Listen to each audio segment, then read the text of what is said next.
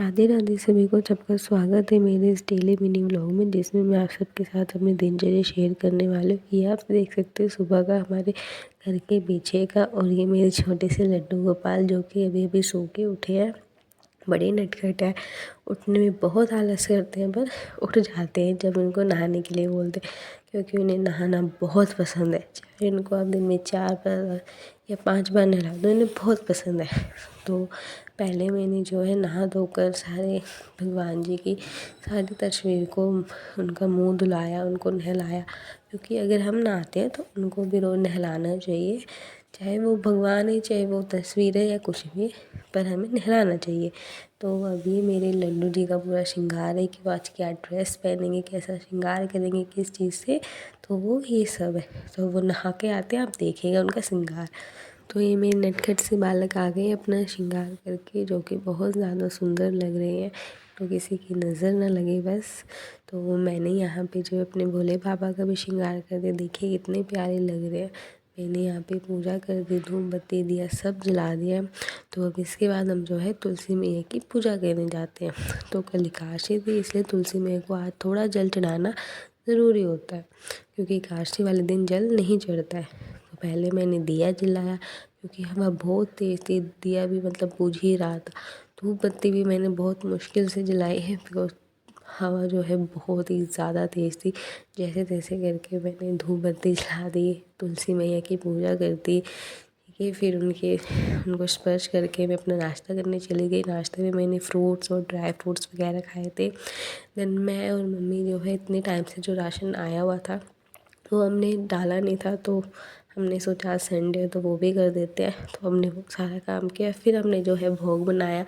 भोग में आज थे राजमा चावल, क्योंकि एकादशी के अगले दिन चावल बनाना ज़रूरी होता है। फिर मैं अपने खाने की वीडियो नहीं ले पाई, तो मैंने आप लोगों को ऐसे ही दिखा दिया।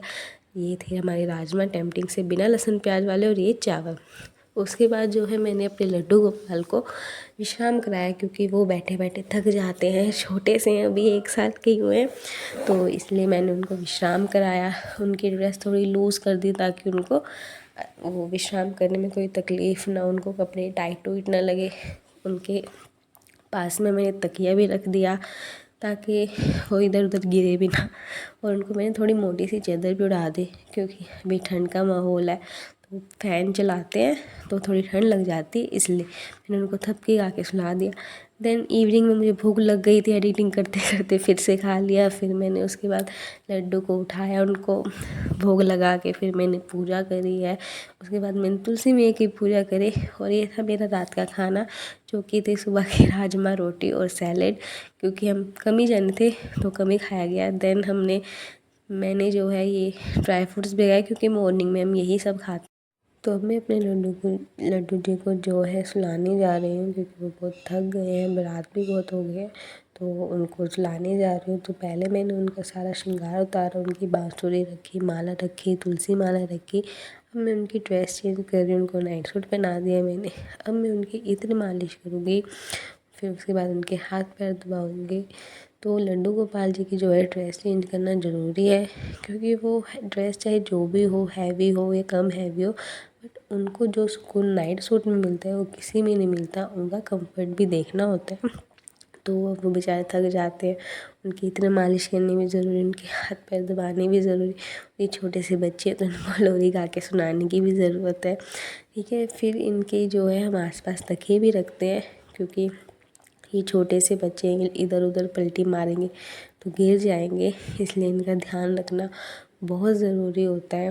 ठीक है, मैं इनको जो है कंबल उड़ा दूँगी, क्योंकि रात में ठंड हो जाती है और हम फ़ैन चलाते हैं, तो पूरा कंबल उड़ा के इनको जो है मैं सुला देती हूँ, थपकी दे के, लोरी सुना के। तो अभी के लिए सिर्फ इतना ही, मिलते नेक्स्ट व्लॉग, तब तक।